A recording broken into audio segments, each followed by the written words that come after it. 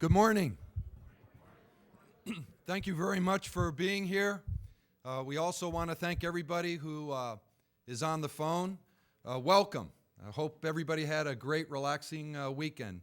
Today's a very special day in Cardone's history. We are going to introduce Kevin Crampton as our new CEO. Kevin wants to say a few words to all of us. Let's give him a warm Cardone welcome.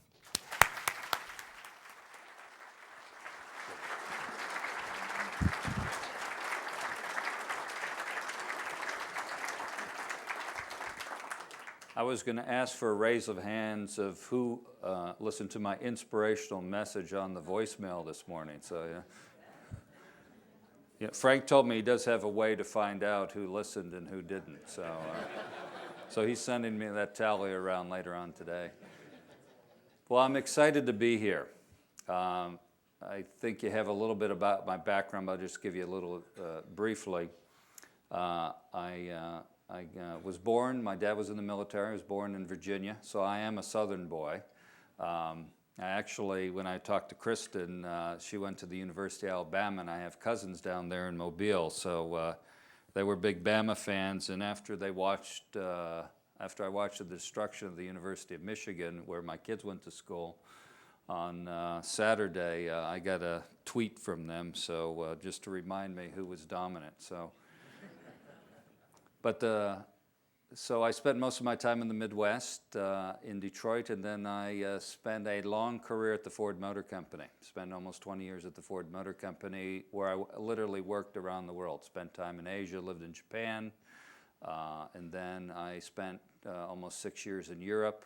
My family had the chance to experience that with me, so it was a great opportunity to see how the world works and to also live and be immersed in those kinds of environments. And one of the nice things that I noticed, and I mentioned to Frank, when I look at Cardone, I feel like there's tremendous diversity here, which is great for me after spending all this time in environments where I was charged with dealing with adopting to change and in different environments. So I'm really excited to be here. I then, after Ford, I spent a whole bunch of time, about 5 years, in the world of private equity, where I was running businesses around the world for a New York firm. So I've had the chance to see a large corporate business, maybe one of the largest family-owned businesses in the world, so I'm kind of used to working in a large family business, and then in the world of private equity.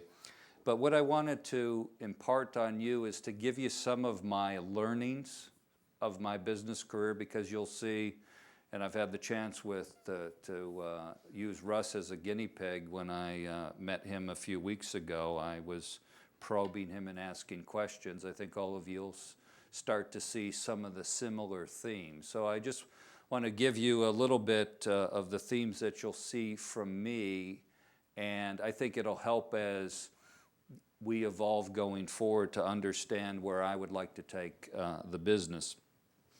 First of all, I just want to start off with some of the things I learned at the Ford Motor Company, where there was a big focus on business and financial analysis and decision making. So one of the things that I like to focus on is doing the business analysis. So when we talk about opportunities, when we talk about our business, I'm going to look to you to have the same kind of approach in terms of analyzing, understanding your business.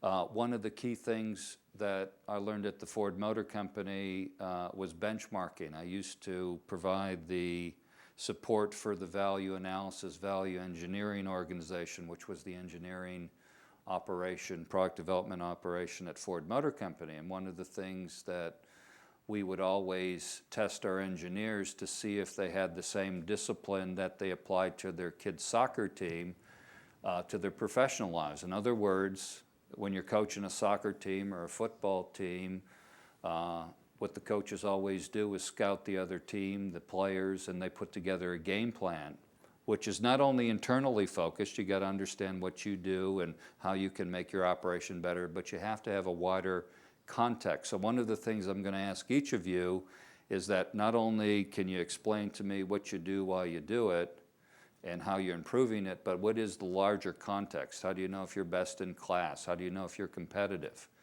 Much like you would if you were coaching your kid's soccer team or your Little League football team. So that's one of the things that I learned at the Ford Motor Company when we would take Toyota parts and we would take Nissan parts and we would take GM parts and we would put them on a board. So we could really understand from an engineering standpoint, here's what we do, but here's also the context of what we play in. So you'll see a lot of that from me. The other thing that I'm used to is that the operating metrics we use have to translate into the financial metrics. In other words, if you have key business metrics in your organization, the financial metrics should flow out of those. In other words, if your operating metrics are performing well, the financial metrics that measure us should also perform well and vice versa. In some organizations, I've seen where operations say we're doing great, and then you look at the financial and you said, well, we're not doing great, which meant you didn't have the right operating metrics. The other thing is I'm really focused around managing the business on a product line basis, on a customer basis, by market, on what we call product line profitability. I focus on not only profit, but cash flow. So one of the things you'll see with me working with Fred is we're going to look at the business on a cash flow basis. The other thing is the one rule, the fundamental rule for me is logic and fact are the basis for discussion. So we're going to have discussions around logic and fact, and we're going to make decisions overtly. So I like to make decisions overtly. Here's the logic, here's the fact. What decision does that drive us into? Training and development of people, especially exposure across functions, is critical. I'm used to an organization that trains people, develops people, makes sure that they understand the various elements of the total of the organization. I like to move people cross-functionally. I like to give them broad training. So you'll see that in terms of the kinds of things that I want to employ. Everyone needs to think and act like a business person, not just a functional expert or be functionally focused. So you'll see me challenge each and every one of you of what's the right business decision? How do you look at it in a broader context? Don't tell me what the right marketing decision is or the right manufacturing decision is. As some people have learned, I'll ask the question, where did we include that in our analysis, the extra cost of doing this? Do we make money on this? So you'll see a lot of focus in terms of what is the business construct, what is the business reason, what is the business logic of what we're going to do, and disciplines around that. And then I want to build a culture of excellence where people feel part of a family. I think that should be a natural here at Cardone, where we can build on the family. But I want to build a culture of excellence. I think one of the things, and I spent a lot of time benchmarking Cardone before I came here. I went and talked to everybody that was involved in the process that you guys are aware of, because I know all those people. And the one thing that they all said, Cardone is a good company that has the potential to be great. I like to be great. The reason I came here is I want us as a team to be excellent. I think we have great potential. I think focus and the right direction, that we can actually be an excellent organization. And it's fun to be in organizations that are excellent, growing profitably, and moving in that direction. Now, some of the lessons that I learned from the private equity world, which really have supplemented my Ford experience, and I think you'll see that come through. Focus in the reward system on generating positive cash flow. And that, in my mind, that's EBITDA and net cash flow. And let me give you a little bit of financial education here. EBITDA is earning before interest and taxes, so that's pre-tax profitability. That's a measure of cash. And free cash flow takes into account how we manage working capital, inventory, things of that nature. In the private equity world, it's all about, generating positive cash flow. So for example, if we can reduce inventory effectively 10%, that cash can come into the business and be redeployed to help grow the business. It can be redeployed to help improve our systems or capabilities or technologies. It could even be redeployed to reward people. And so I ran a Japanese company a few years ago. It was me and 5,000 Japanese, and one of the things I fundamentally changed, we moved from a net income basis to a cash flow focused basis. And I was told, Kevin-san, we've never done this before. And what I have found universally around the world is when you put not only the objectives and metrics down, but your reward system's consistent with that, it's amazing how you can change a culture. And in 1 year, this Japanese organization, which had never focused on free cash flow, generated more free cash flow because management and the personnel were rewarded for it than they had done in the previous 10 years combined. All-time record. So what you're going to see here is a focus on the fundamentals of profitability, generating free cash flow. These are all smart business things to do, and we'll redeploy those resources back into the business, and also how we reward people. One of the things that you'll see out of me too is objectives cascaded and tied to the reward system with accountability for results. So two of these things go together. Whereas you're going to see, I like to try to cascade objectives as far down. So my objectives, I like to break those down and cascade those as far down into the organization so everybody knows how they contribute. And so if you guys do well, then ultimately I should do well because you have to do it. I only can help provide resource. I don't do it, you do. And then there's an accountability around that too. So my objective is to facilitate you, give you the tools you can to be successful, and then it's your job within that construct to deliver. And so there's a delivery requirement here. Performance is rewarded, bureaucracy is discouraged. And so you'll see me as a very much focused on performance. I'm not a bureaucracy guy. I did grow up in a big company, but after 5 years in a private equity environment, I've adopted an anti-bureaucracy approach because it wastes time and effort and doesn't focus on the right things. So you'll see that out of me. I also encourage new ideas, and I liked measured risk-taking if justified by the potential opportunity. And this is almost what one would call a kind of a venture capital approach.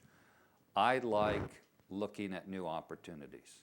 I want to reward people who take measured risks. And let me just define that a little bit. I like to eat the elephant one bite at a time. So I like to go and identify an opportunity, almost go pilot it. Let's go try and do it. Let's see if we can make this work, almost like a venture capitalist. And if it works, we put more money and resources, and so we take another bite and we take another bite. If it doesn't work, I like to cut things off quickly. So I'm not a guy that says, well, let's go do national rollout before we've tested anything. I tend to take a bit of an incremental approach. So you'll see that when people come with new ideas and things, they'll say, okay, what's the business case? How can we test it? How can we go take a step in the right direction? And if we're successful, I reward people for doing those things. So I reward those kinds of measured risk-taking. And then finally, fast decision-making with adjustments. I like to move fast. I'm an 80-20 guy. So I don't need 100%, but I do need an 80% answer. So I need some fundamental business analysis. I need to make sure we're going in the right direction, and then we need to quickly adjust as we get smarter. So I don't need 100% of the information because you never get it before I make a decision, but I like to move fast. And so fast, quick decision making, adjustments. So you'll see those kinds those kinds of experiences have really impacted my philosophy of the business, and I think you'll see that as we interact. I ask a lot of questions. I expect interaction, so they'll, especially in our smaller sessions when we talk together, I'm going to be probing you and trying to learn as much as I can. And I also am big in terms of training and mentoring. So I want all of you in this room, your objective is to be outstanding business people. So I want to train business people. And so you'll see an encouragement around that. You'll see a focus around a broader array of the totality of a business equation as we look at things, not only your functional expertise, which is important, but I want you to think broader. You'll see also an encouragement of a lot more interaction among the functions. So for example, to understand if we make money on product A, it usually means that the marketing and sales people have to interact with the folks in manufacturing and the folks in logistics and distribution and have to interact with the finance people. So we all are on the same page. So you'll see a lot of that encouragement from me to do those kinds of things and to have those broader interactions so we're making the right decisions. So that gives you a little bit about my philosophy, a little bit about my background. And then Frank, I don't know if we want to ask questions in this big group. I'm always open to do that if we'd like. You can come up here if you. If we can, if somebody does have any questions that's relevant to Kevin's vision and experience, please ask them. It's his first day on the job, so be gentle. I'll answer in French, by the way. So any questions? Yes, sir. Manny? When you have initial interview with our company, Cardone Industries is a world-class company. What was your first impression about our company? My first, let me answer that in two parts, because I'll take a step back. I was initially contacted by a corporate recruiter, and I wasn't looking for a job at the time, and he said, well, there's this interesting opportunity, I think you should take a look at it, and like any smart CEO, I always am open to any opportunity, and I mentioned this also to Michael Jr., it was the most unique CEO job description I ever saw, because what was at the forefront of it was the value focus of the organization. And that got me very interested, to be honest. I spent the last 5 years as a mercenary. The private equity world is a mercenary world, and I'm pretty good at it, pretty good mercenary. But I actually got excited, and I called my wife up. During the middle of the day, she probably thought something was wrong, and I said, I can't believe this. And here's an organization that combines very good performance within a values construct. That is an organization that I would like to work for. And then the other thing my wife, because I take a lot of advice from my wife, she's my business and personal advisor. The Cardones came to my house, took us to dinner, came over to visit both Jackie and Michael Jr. And afterward, my wife said, these people are the real deal.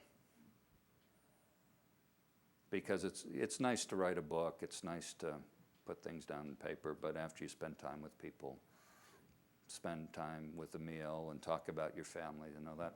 I said, and my wife said, we're going to do this.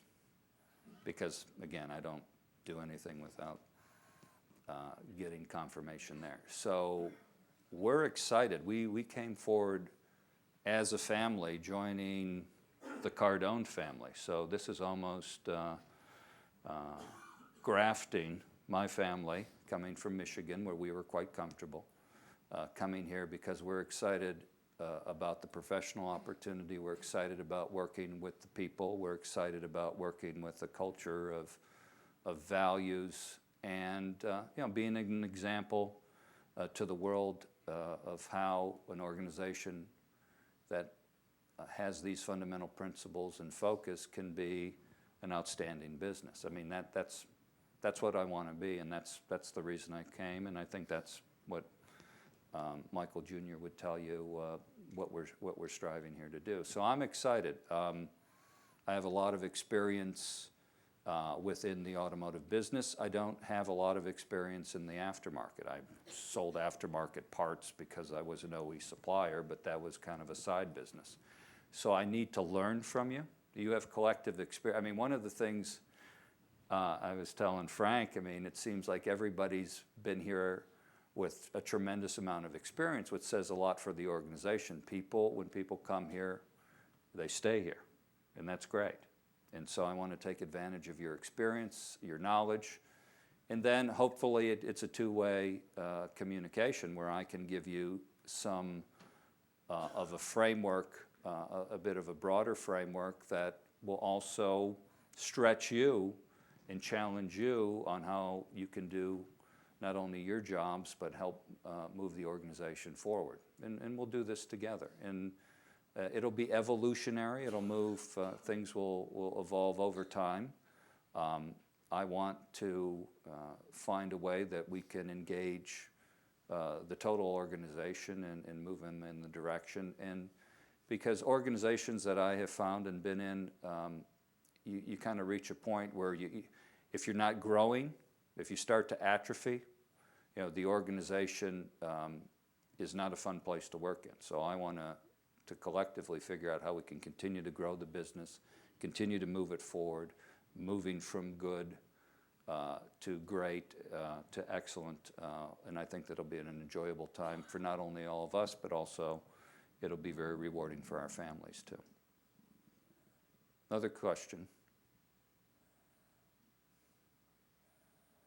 Usually I start asking myself questions, and that's where it...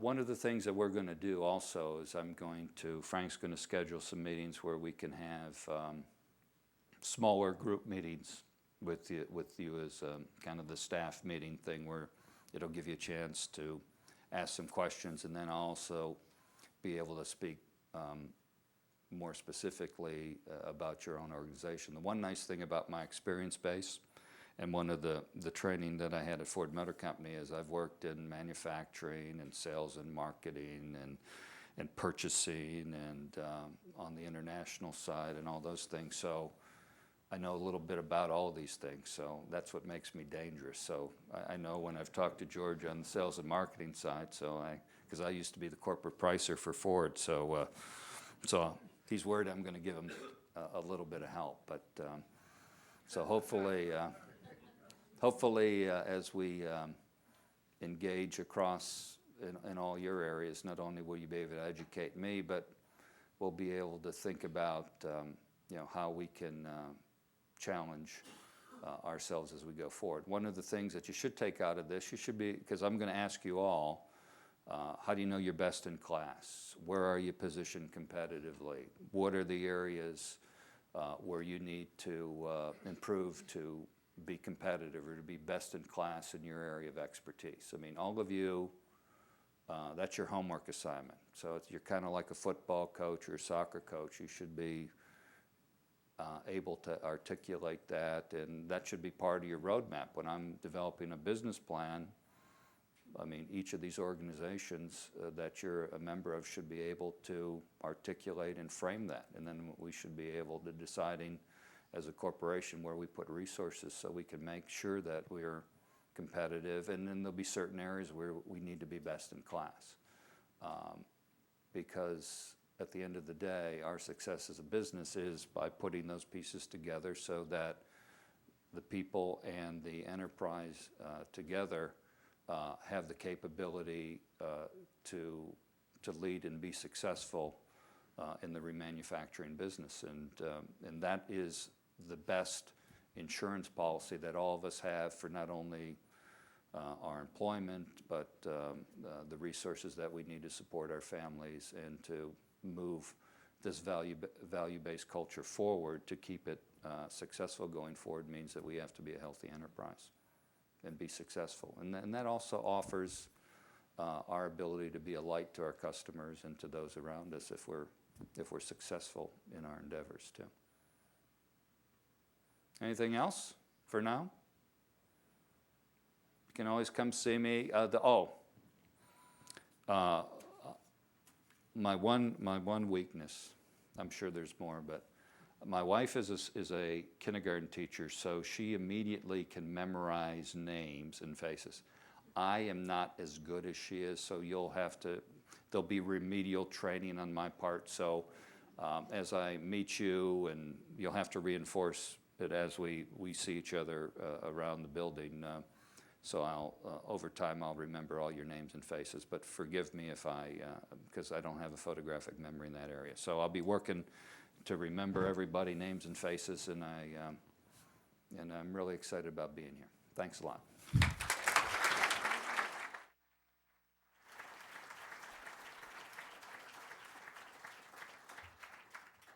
Thank you, Kevin. What we would like to do, Kevin's going to stand up in front here, and if you can just file out, maybe not all of you, some of you I know exit in the back, but if you file out in front, it'd be nice to introduce yourself to Kevin. God bless you and have a great day. Thank you very much.